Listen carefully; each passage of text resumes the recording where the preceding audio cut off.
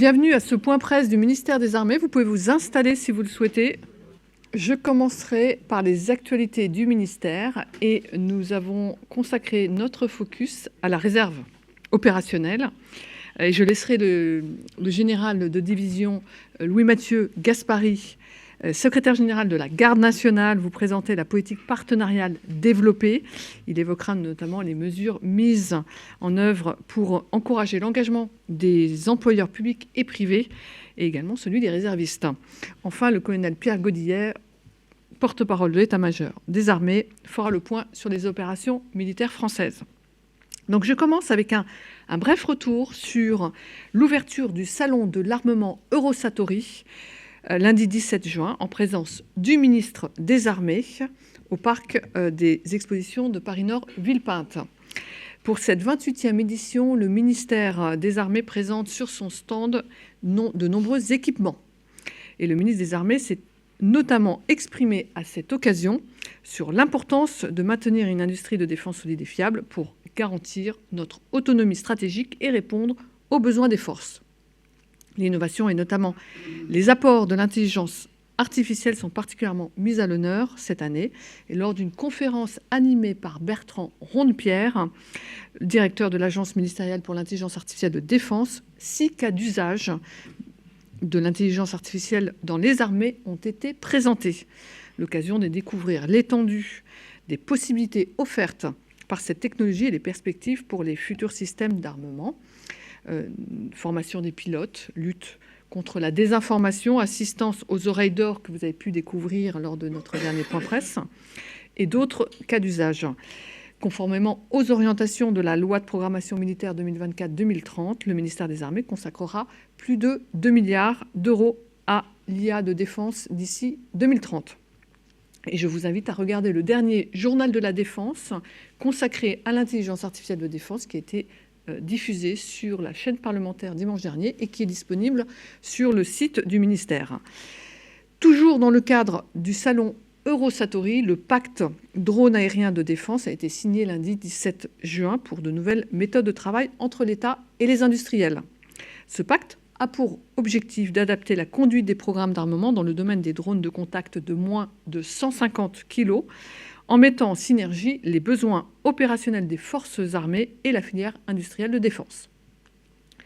Autre signature, mercredi 19 juin, pour renforcer leurs capacités de défense antiaérienne respectives, la Belgique, Chypre, l'Estonie, la Hongrie et la France ont signé un arrangement de coopération cadre pour l'acquisition commune de missiles Mistral. Cette signature concrétise la lettre d'intention signée au niveau des ministres en juin 2023 lors de la conférence de défense aérienne et antimissile. Et elle traduit la volonté des pays européens partenaires de coopérer ensemble face aux défis grandissants de sécurité de l'espace aérien. Enfin, notez également le plan Action PME du ministère des Armées lancé en 2018. Il évolue pour devenir le plan PEPS, plan en faveur des entreprises de taille intermédiaire, petites et moyennes entreprises et start-up. Ce nouveau plan illustre la détermination du ministère à renforcer son action au profit de ses fournisseurs. Ces fournisseurs sont des maillons essentiels pour garantir la supériorité des armées. Je poursuis avec 2 événements. D'abord, la cérémonie des 15 ans de la réouverture de l'école des Mousses qui se déroulera demain à Brest, vendredi donc 21 juin. L'école forme chaque année près de 200 mousses. Ils sont âgés de 16 à 18 ans sur le site du Centre d'instruction navale de Brest. Dans le cadre du programme Égalité des chances, elle prépare des jeunes qui souhaitent acquérir rapidement par un parcours intégré une compétence et se préparent à un métier dans la marine nationale. Ils peuvent ensuite, s'ils le souhaitent, embarquer et continuer leur carrière au sein des unités opérationnelles de la marine. Cette école a été créée en 1856 et elle avait été mise en sommeil pendant une vingtaine d'années en 1988, avant de réouvrir ses portes à la formation de jeunes mousses en 2009. La célébration de 15 ans de cette réouverture sera ponctuée de plusieurs moments forts, comme notamment le baptême du nouveau voilier de l'école, le Vaillant, sur la base navale de Brest, la cérémonie de remise des bâchis aux mousses, qui marque la fin de leur formation initiale au sein de l'école, et le témoignage d'anciens mousses. La cérémonie sera placée sous la présidence du vice-amiral d'escadre Éric Janicot, directeur du personnel de la Marine, en présence de l'ancien chef d'état-major de la Marine, l'amiral Pierre-François Forissier. Autre événement, dans la Drôme, le groupement aéromobilité de la section technique de l'armée de terre organise dimanche 30 juin la 12e édition du meeting international Aérotor Show à l'aéroport de Valence-Chabeuil, l'occasion d'admirer des démonstrations aériennes dynamiques et statiques. Vous pourrez voir notamment des hélicoptères Tigre, Puma et Gazelle, ainsi qu'un Rafale solo display de l'armée de l'air et de l'espace. En quelques chiffres, le meeting, c'est environ 70 aéronefs, 8 heures de spectacle aérien et de nombreux pays qui sont représentés, notamment l'Allemagne, la Roumanie, le Danemark, la Slovénie, la Slovaquie. Ce meeting est gratuit et ouvert à tous. Je passe maintenant à une actualité concernant 2 unités rattachées à la communauté armée de terre. La brigade de sapeurs-pompiers de Paris et les formations militaires de la sécurité civile organisent pour la 2e année consécutive une préparation militaire d'initiation à la défense nationale commune du 30 juin au 15 juillet. Cette préparation militaire spécialisée intitulée Génie Sécurité va permettre de sensibiliser une vingtaine de stagiaires de 18 à 25 ans au métier de la sécurité civile et du secours. Et elle contribue aussi au rayonnement des formations militaires ainsi qu'au recrutement des sapeurs-sauveteurs ou sapeurs-pompiers de Paris.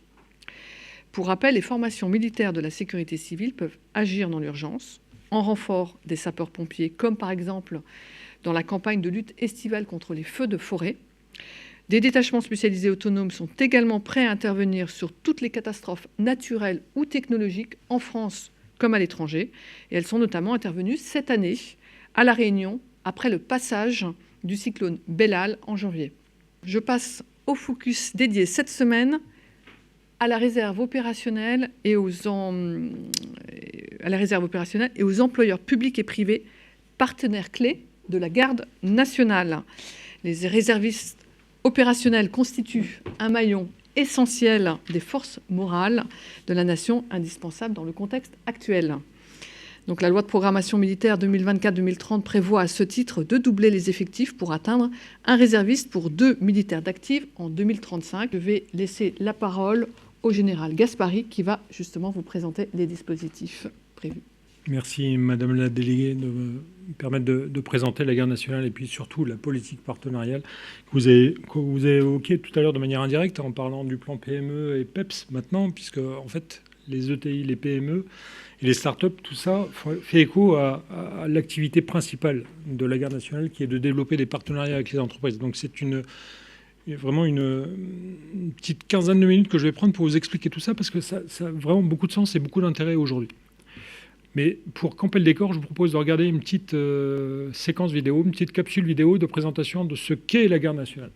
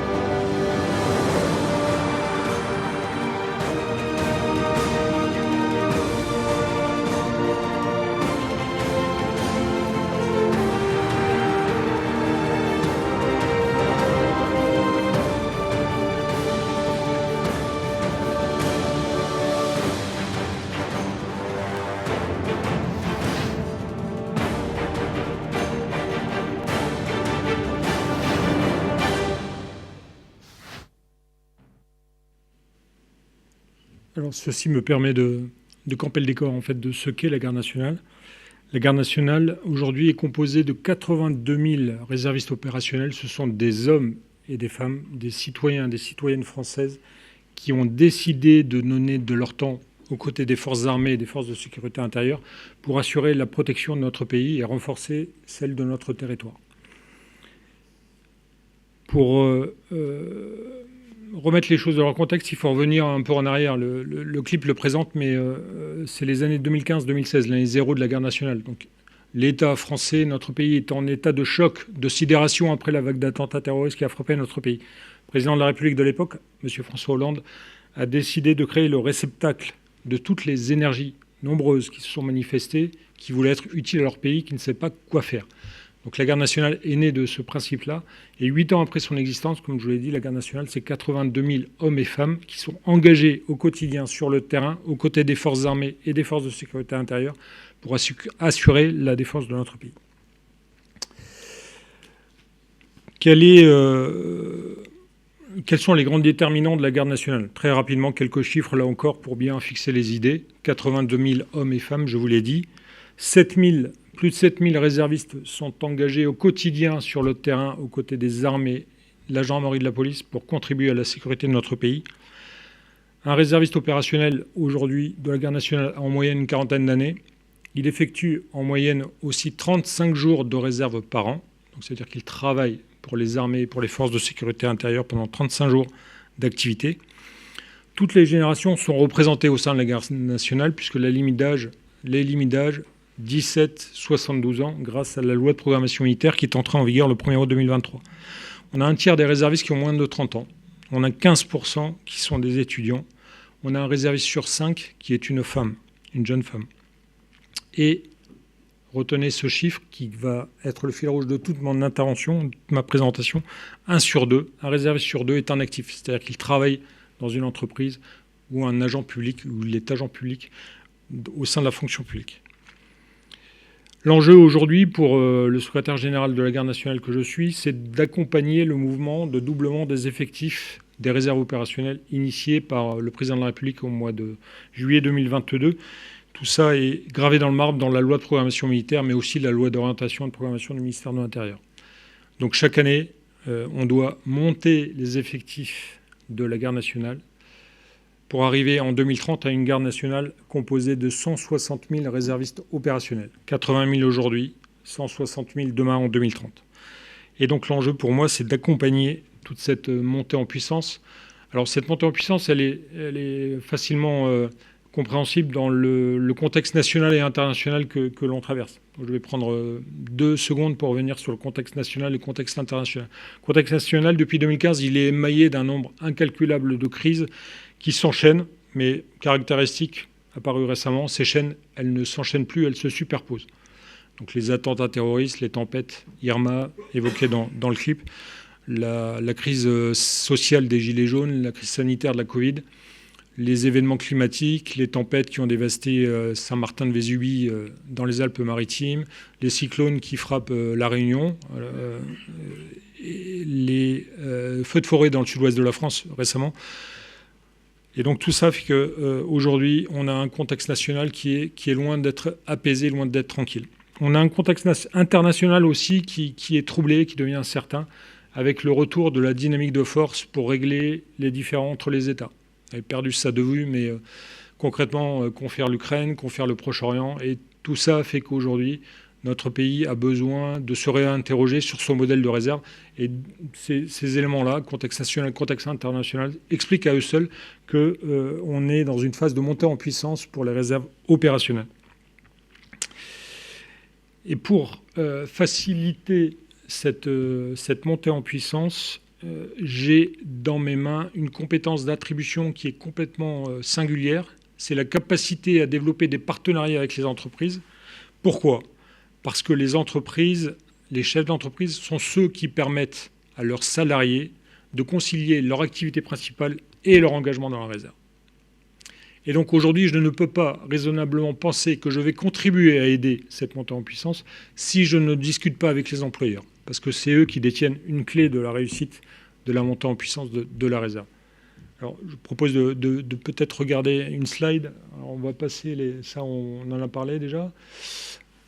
Le doublement, le x2. La slide suivante, voilà, c'est la politique partenariale. Donc la politique partenariale, c'est, je répète, cette capacité singulière dont dispose le secrétariat général de la Garde nationale de tisser des partenariats avec les entreprises, qu'elles soient publiques ou privées, et qui permettent de créer des conditions favorables pour que les réservistes qui sont immergés dans les entreprises, qui travaillent dans les entreprises, puissent effectuer des périodes de réserve dans des conditions beaucoup plus faciles, beaucoup plus aisées, au profit des forces armées et des forces de sécurité intérieure. Et tout ça est motivé par le fait qu'un réserviste sur deux, comme je vous l'ai dit, est un actif. Alors, on a une double approche, en fait, pour réaliser cette montée en puissance. On a une approche par les territoires, une approche par les compétences. En fait, l'approche par les territoires, l'approche par les compétences, en fait, ça veut dire que il y a des endroits sur notre territoire national qui ne verront jamais de couleur d'uniforme des armées, parce qu'il y a des déserts militaires. Et donc la réserve est un moyen de retisser du lien entre les armées et la nation. Et donc la politique partenariale que je développe vise à recréer du lien, à remettre de l'esprit de défense dans les territoires qui sont un peu oubliés en termes d'implantation militaire. Donc là, vous avez la carte de France sur laquelle on voit les partenariats qui sont passés, les partenariats qui existent. Donc il y a des tâches, enfin des couleurs plus sombres qui montrent qu'il y a beaucoup de partenariats, mais on a aussi des tâches beaucoup plus claires, ce qui prouve qu'on a une politique partenariale qui doit encore gagner des points dans certains territoires. L'approche par les compétences vise à aller chercher des compétences dans les entreprises qui sont rares ou critiques et dont les armées ne disposent pas. Donc aujourd'hui, clairement ont été identifiés par le ministère des Armées des métiers en tension dans lesquels on a besoin de force, on a besoin de réservistes parce qu'ils détiennent ces compétences. Alors le métier du transport est un exemple, la cyber est un autre exemple, le service de santé des armées aussi fait part de moyens clairement identifiés. Et donc par le biais de la politique partenariale, par le biais des accords que l'on passe avec les entreprises, on a la capacité à aller tisser des liens privilégiés avec ces entreprises qui détiennent des savoir-faire. Alors à ce stade de mon exposé, il me semble intéressant de prendre un ou deux exemples pour bien illustrer cette approche par les territoires, cette approche par les compétences. Je vais commencer par les compétences. J'ai signé, il y a un peu plus d'un an, une convention de partenariat avec une entreprise spécialisée dans la pharmacie. C'est l'entreprise Roche, pour ne pas la citer. Et au départ, donc il y a un an, quand je signe la convention de partenariat, il n'y avait que 2 salariés qui étaient réservistes. Aujourd'hui, un an après, il y en a 23. Donc vous voyez, ça a beaucoup de sens quand je dis que la politique partenariale constitue un véritable levier pour réaliser la montée en puissance des effectifs de la réserve opérationnelle. On passe de 2 à 23. Pourquoi ? Parce que les salariés de Roche détiennent des savoir-faire, notamment dans le domaine de la pharmacie, dans le domaine de la recherche et du développement, qui sont aujourd'hui utiles à la pharmacie centrale des armées. Quand on a signé cette convention de partenariat avec Roche, j'ai proposé au directeur général de prendre ces cadres qui étaient sur la voie de l'engagement, les emmener à la pharmacie centrale des armées à Orléans. Donc ça s'est fait au mois de mars 2023. Et le pharmacien central des armées a exprimé ses besoins. Il a dit, moi j'ai besoin de telles compétences, j'ai besoin de travailler dans telle direction. Et en face, parmi les cadres de Roche, il y avait l'offre qui était là. Donc on a fait coïncider, grâce à la convention de partenariat, l'offre et la demande. Et donc ceci explique qu'aujourd'hui, on est 23 cadres de Roche, de cette entreprise, qui soient sur le chemin de l'engagement. Il y a une petite dizaine qui sont déjà réservistes. D'autres, que j'ai vus en début de semaine, sont sur la voie de l'engagement. Donc le système est totalement vertueux. Après, dans cette approche sur les territoires, je me déplace régulièrement dans les territoires pour aller signer des conventions de partenariat avec des PME, des ETI, parce que ces entreprises-là représentent véritablement le paysage entrepreneurial en France. Et donc, on a besoin de tisser des partenariats avec ceux qui sont ancrés dans les territoires, parce que la réserve, notre réserve, elle est territorialisée. La Garde nationale l'est également. Et donc, cet impératif d'être présent dans les territoires fait que je me déplace régulièrement pour aller signer des conventions de partenariat dans les départements ou les régions administratives. Alors, je prends un exemple pour illustrer mon propos. À la fin du mois de janvier, fin du mois de février, je me suis rendu à Nîmes, dans le Gard, pour signer une convention de partenariat avec une entreprise qui est spécialisée dans le milieu du transport. Donc l'armée de terre était particulièrement intéressée ces compétences détenues par cette entreprise-là, spécialisée dans le transport de convois exceptionnels avec des conducteurs parfaitement aguerris.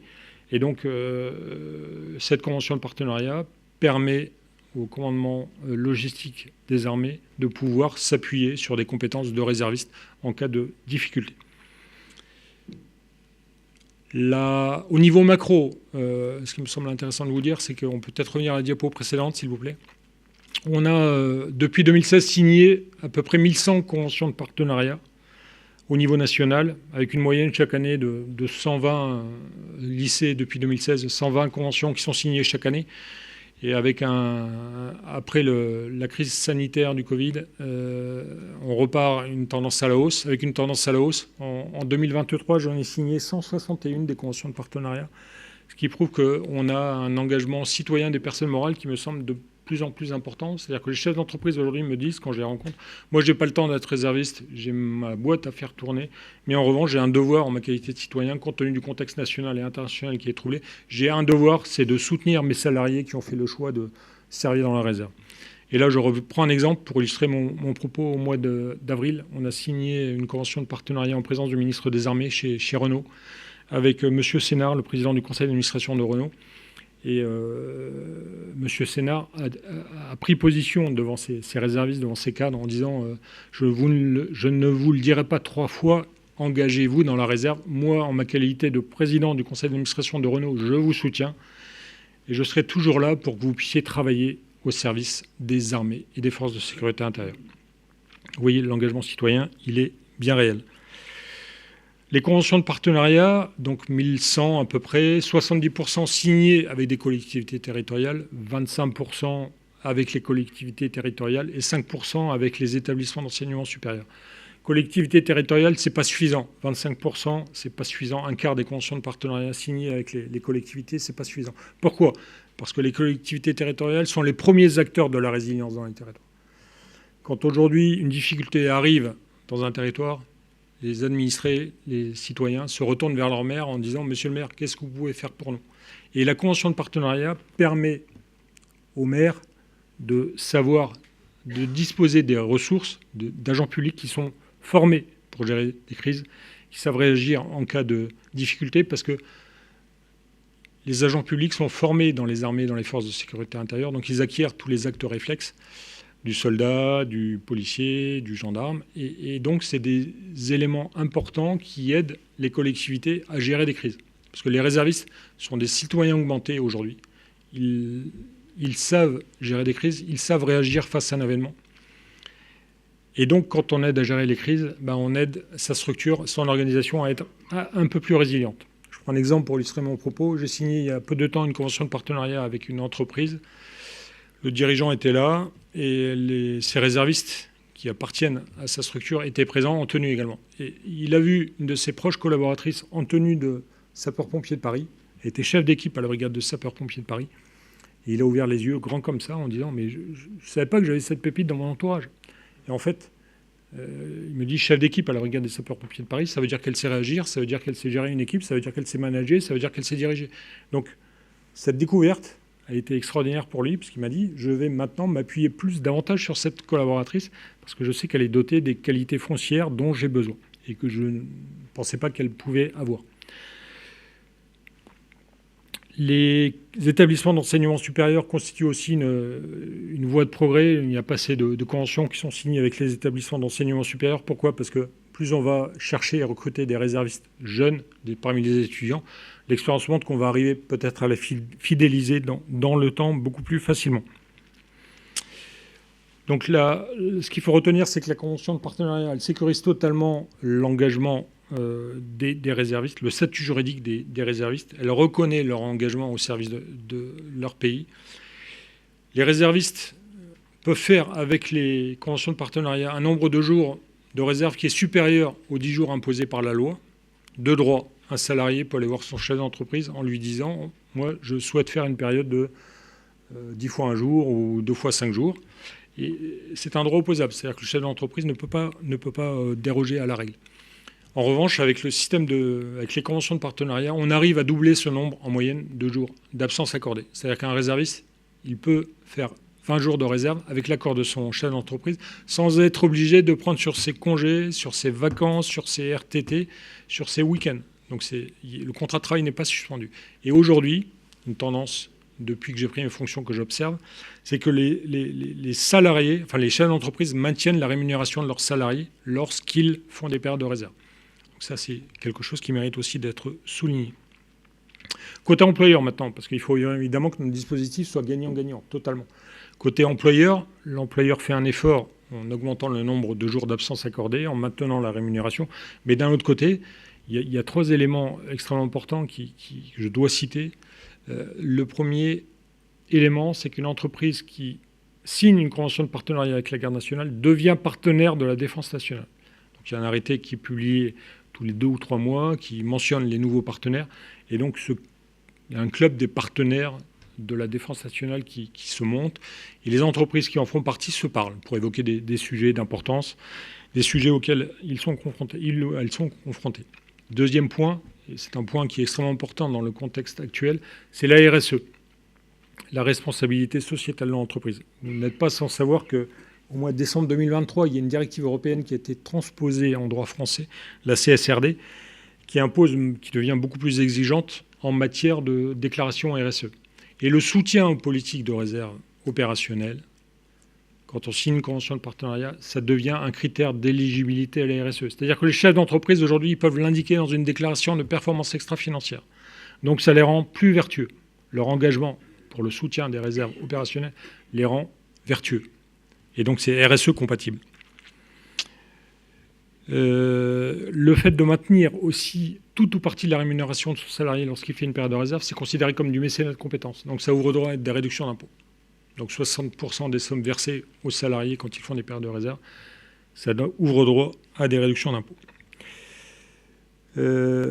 Voilà ce que je voulais vous dire. Donc en conclusion, la politique partenariale développée par le secrétariat général de la Garde nationale constitue un véritable levier pour augmenter les effectifs des réserves opérationnelles, tant au plan quantitatif qu'au plan qualitatif, y compris cet impératif que l'on a aujourd'hui d'aller chercher des métiers qui existent sur étagère dans les entreprises dont les armées ne sont pas nativement dotées. Et quand on fait ça avec cette politique partenariale, quelque part, on aide notre pays à être plus fort face à un événement qui pourrait survenir. Et donc, on contribue à rehausser ses forces morales parce qu'on a des employeurs qui s'engagent, on a des réservistes qui peuvent travailler beaucoup plus facilement pour les armées. Et donc, les forces morales de notre pays s'en trouvent accrues. Et in fine, c'est la résilience de notre pays qui également s'en trouve améliorée. Je vous remercie. Je tiens à préciser que également au sein de la DICODE, nous avons des réservistes opérationnels, dont certains sont dans la salle, et que par ailleurs, nous avons peut-être des futurs réservistes opérationnels, puisque nous avons accueilli aujourd'hui 8 stagiaires de seconde. Vous pouvez vous lever si... Voilà, et merci à eux de leur présence. Donc, on passe aux questions. Est-ce que vous avez des questions? Oui. Oui, Jérôme Pellistrandi, Revue de Défense nationale. Garde nationale et Jeux Olympiques de Paris. Alors, la particularité, enfin, la Garde nationale, quand elle a été créée, avait une vocation à faire rayonner la réserve, à valoriser l'engagement dans la réserve et puis à développer des partenariats avec les entreprises. Mais tout ce qui concerne l'emploi ne relève pas de mes compétences. Seule chose que je peux vous dire, sans trahir de secret, tout le monde le sait, c'est qu'il y aura énormément de réservistes opérationnels qui vont être engagés sur les JO pour concourir à la sécurité des endroits où vont se dérouler les compétitions sportives. Donc il y a une manœuvre globale qui est organisée, mais chaque composante de la Garde nationale est responsable de l'emploi de ces réservistes. Merci encore pour cette présentation très, très intéressante qui encourage à l'engagement. Et là, je cède maintenant la parole au colonel Pierre Godillère, porte-parole de l'état-major des armées, qui va faire le point sur les opérations militaires françaises. Merci Madame la directrice.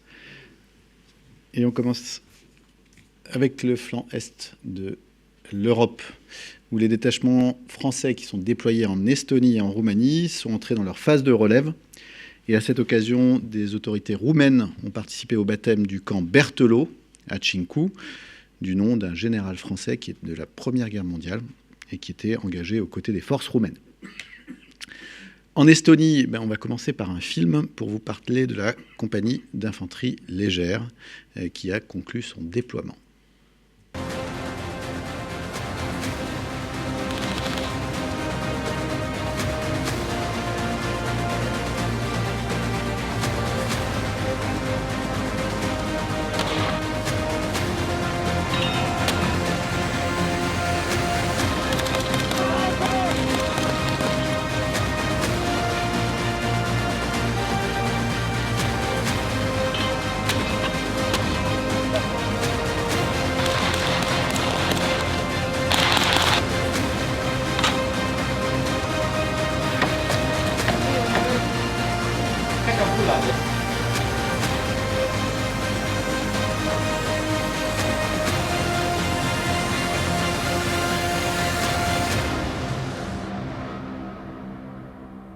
Voilà, donc ils sont arrivés, ils sont repartis, et c'est un déploiement qui sera renouvelé à l'automne, dans le cadre d'un partenariat bilatéral avec l'Estonian Defence League, une sorte de réserve en général, qui vise la formation des volontaires estoniens et le partage d'expériences entre les troupes alliées.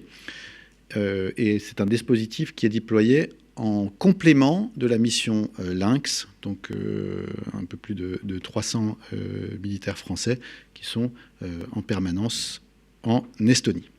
Dès son arrivée, la compagnie a débuté sa préparation opérationnelle défensive avec des exercices de tir collectif, des instructions au tir mortier et des entraînements tactiques avec ses homologues estoniens. Et en mai, ils ont participé, on en avait parlé ici, à l'exercice majeur Springstorm 24, durant lequel ils ont été déployés, aux côtés des Estoniens bien sûr, sur l'île de Jumaa, à l'ouest du pays. Les légionnaires, que vous avez pu voir sur ces images, ont clos leur mandat par un tir de missile moyenne portée, ce qu'on appelle un MMP, anti-char, dans les tranchées de la zone d'entraînement de Tapa.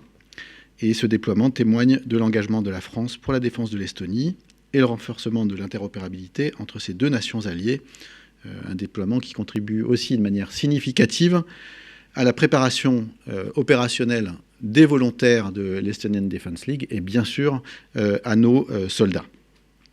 Et dans toute cette perspective, ça affirme également l'engagement aux côtés des alliés dans le renforcement de la posture défensive et dissuasive de l'OTAN sur le flanc est de l'Europe.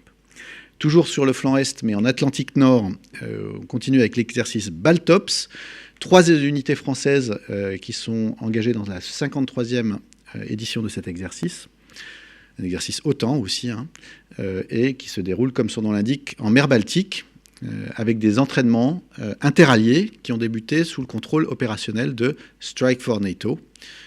Nous avons un porte-hélicoptère amphibie, le Mistral, qui a accueilli à son bord, et vous le voyez sur l'image, un V-22 américain, une sorte d'avion-hélicoptère, avant de conduire un exercice d'appui-feu conjoint avec les forces américaines, combinant donc ces V-22, les hélicoptères qui sont embarqués à bord du porte-hélicoptère amphibie, donc des Tigres du 5e régiment d'hélicoptères de combat. Il y a aussi une frégate multimission, la FREM Auvergne, qui a, quant à elle, intégré la force navale multinationale qui contribue à la protection du groupe constitué autour du porte-aéronef espagnol, le Juan Carlos. Enfin, le bâtiment base des plongeurs démineurs de l'Atlantique, le Styx, et son détachement de plongeurs, bien sûr, ont débuté l'entraînement aux côtés d'un détachement de plongeurs démineurs belges. La fin de semaine a été marquée par un entraînement à la neutralisation de mines dérivantes en l'occurrence, par ces plongeurs, avec une mine qui a été, par un largage de plongeurs démineurs à partir d'un hélicoptère américain MH-60. Cette première semaine illustre donc l'engagement des unités françaises et alliées en faveur du renforcement de nos capacités et de notre interopérabilité dans un environnement en constante évolution, avec des moyens du haut du spectre. En Méditerranée orientale, les armées poursuivent leur déploiement dans la durée. Et vous savez que le bâtiment de commandement et de ravitaillement Somme, qui est actuellement le navire amiral du Standing NATO Maritime Group 2, poursuit ses patrouilles, toujours dans le cadre de la posture défensive et dissuasive de l'OTAN. Par ailleurs, nous avons aussi une frégate de type Lafayette, une FLF, qui est déployée depuis le 28 avril dans la zone et qui conduit plusieurs activités de coopération opérationnelle avec les armées chypriotes. Elle permet dans le même temps de continuer à disposer d'une appréciation de situation autonome, donc au profit de la France, appuyée en ce cas par un Atlantique 2 qui opère depuis la Crète, depuis la Sud. Et finalement, en Roumanie, le détachement de la flottille de lutte contre les mines a achevé sa participation à l'exercice de guerre des mines Eurasian Partnership, MCM, organisé par la marine roumaine. Outre le renforcement de la coopération avec nos partenaires, cet exercice a permis la neutralisation de 2 mines réelles, cette fois-ci, mais des mines historiques allemandes datant de la Deuxième Guerre mondiale. Au Proche et Moyen-Orient, nous faisons un bilan de l'action du bâtiment de soutien et d'assistance métropolitain Loire, qui a été déployé dans le cadre de l'opération Amalthea, et qui maintenant a mis le cap vers Toulon. Et vous vous rappelez que ce bateau qui a été mis qui a fait cette opération pendant un peu plus de 2 semaines, faisait des norias, des rotations entre Chypre et le large de Gaza pour acheminer de l'aide humanitaire qui est localisée à Chypre. Et depuis le 17 mai, en coopération avec des partenaires internationaux, le BESAM Loire a acheminé près de 800 tonnes de fret humanitaire international au profit de la population touchée par la guerre. En mer Rouge, les armées françaises poursuivent leur action aux côtés de leurs partenaires et en tout cas au profit de la sûreté maritime de Suez à Ormuz. Dans ce cadre, la frégate française déployée sur zone en protection du commerce maritime a engagé et détruit le 18 juin un drone suicide qui menaçait 2 navires civils et qui provenait du Yémen. Dans les airs, avec l'opération Chamal, les rafales de la base aérienne projetée au Levant ont continué d'assurer la permanence aérienne de la coalition au-dessus de la zone afin de lutter contre les résurgences de Daesh. Du lundi 10 juin au dimanche 16 juin, ce sont 16 sorties aériennes qui ont été réalisées par ces rafales de l'armée de l'air et de l'espace et qui couvrent l'ensemble du spectre des missions, de la défense et de la surveillance de l'espace aérien, bien sûr, de la prise d'alerte Close Air Support, donc de l'appui-feu, et des reconnaissances menées au Moyen-Orient au profit de la coalition. Du côté du Liban, cette semaine, une équipe médicale héliportée, Aero Medical Evacuation Team, AMET, de la Force Commander Reserve, située à Nakura, où je vous rappelle que nous avons plus de 600 soldats, a mené un exercice d'évacuation de blessés.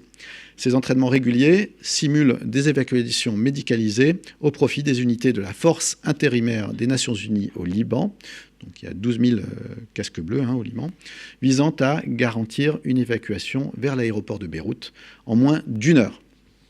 Cet exercice a permis d'éprouver, de confirmer et de renforcer l'interopérabilité des différents acteurs de la FINUL afin de gérer ce type de situation d'urgence. Du côté de l'Afrique de l'Ouest, et plus précisément dans le golfe de Guinée, nous avons le patrouilleur de haute mer, le commandant Biro, qui a appareillé le 7 juin d'Abidjan en direction de Dakar. Et au cours de sa patrouille, le bâtiment a coordonné l'identification de nombreux bâtiments en action de pêche. Il a coordonné ça avec les pays riverains du golfe de Guinée, et notamment avec les marines partenaires. Et lors de son escale de 3 jours au Sénégal, l'équipage a mené des actions de coopération avec la marine sénégalaise, en mettant notamment en œuvre la capacité de surveillance maritime embarquée, le drone SMDM, pour augmenter les possibilités de contrôle des trafics illicites. Le PHM a quitté la zone d'opération Corimbe le 15 juin, après avoir multiplié les activités de coopération.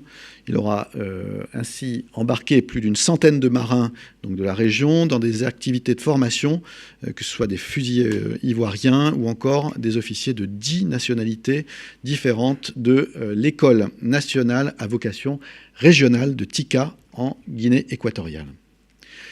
Également des élèves du centre d'instruction navale de Port-Gentil au Gabon. Ce même bateau aura également participé à 2 exercices multinationaux majeurs, Obangame Express 2024 et Megalops, qui lui auront permis de réaliser près d'une vingtaine d'exercices de visite pour former les équipes de 5 pays différents.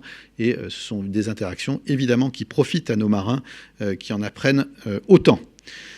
Il a par ailleurs conduit de nombreuses patrouilles de surveillance de pêche qui lui auront permis de reporter de nombreux cas de pêche illégale au large de la Guinée-Bissau, du Ghana, du Gabon ou du Congo.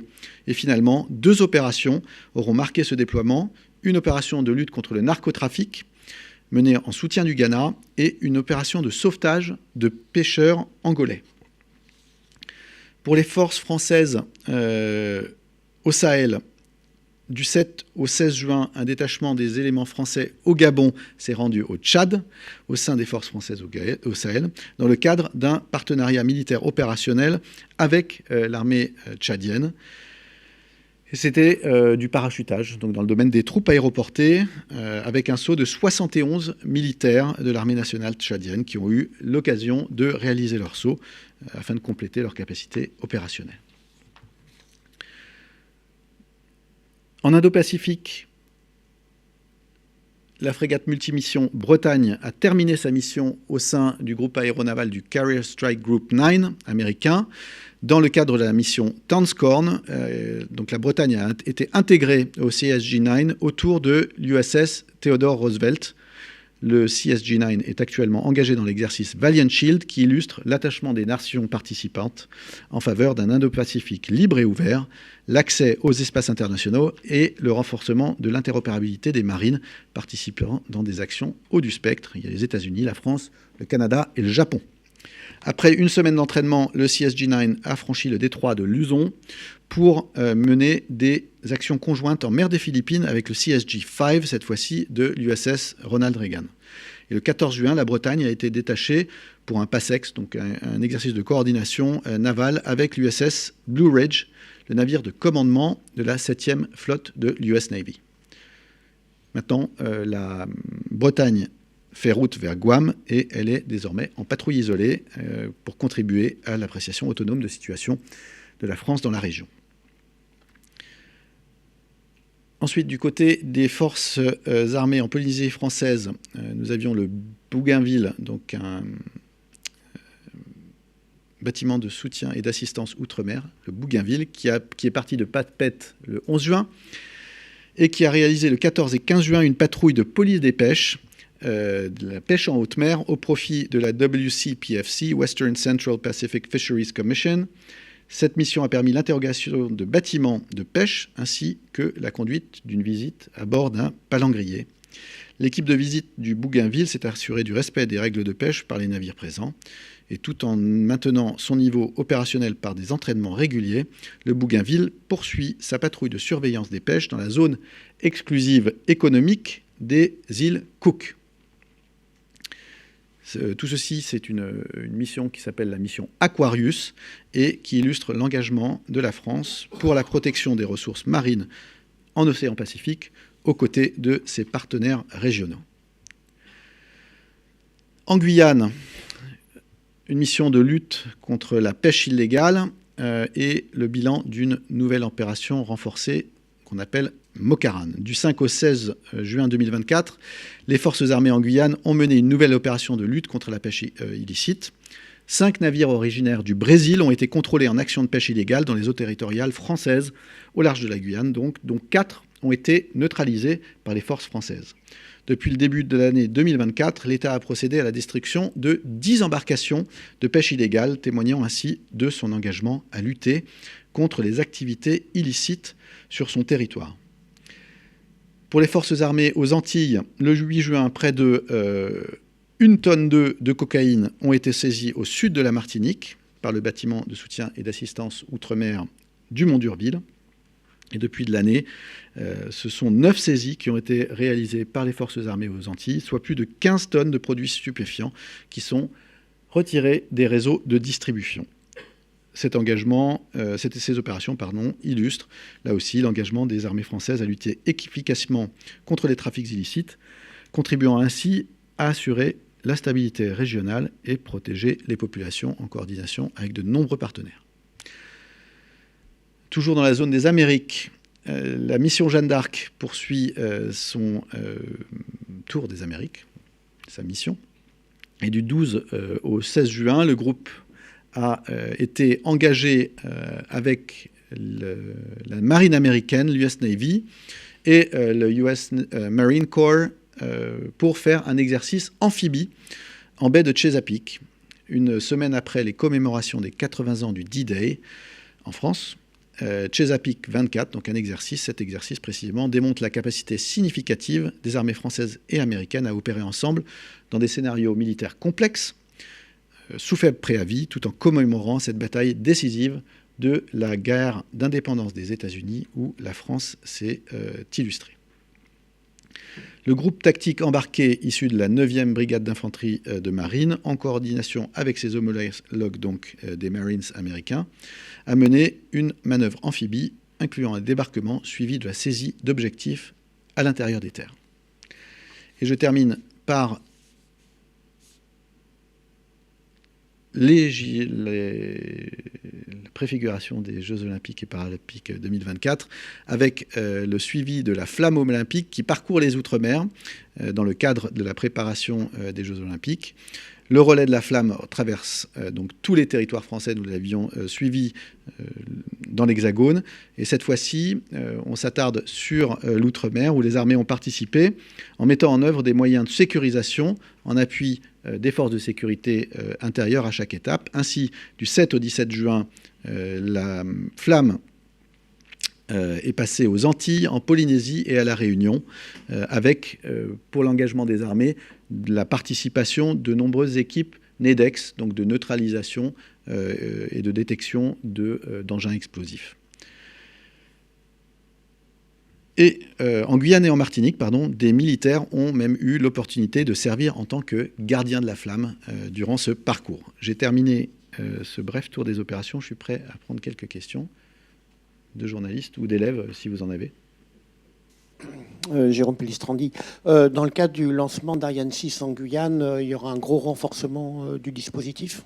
Oui, il y a une opération qui s'appelle l'opération Titan, qui mobilise d'ailleurs les trois armées. Tout à fait. Donc la protection aérienne et le contrôle de l'espace aérien, il n'y a pas que les hélicos évidemment.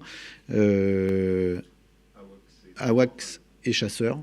Voilà, donc il y a un beau renforcement. Protection des approches maritimes, évidemment, et protection du site par un détachement de la Légion étrangère qui est présent sur place. Donc, voilà. Okay. Donc oui, un renfort conséquent et qui est assez traditionnellement mis en place pour la protection de ce tir. Et nous vous donnons rendez-vous la semaine prochaine. Attention, l'heure va être avancée à 10h. Donc jeudi prochain, 27 juin, nous vous donnons rendez-vous avec un focus dédié aux 90 ans de l'armée de l'air et de l'espace. Très bonne fin de semaine à vous.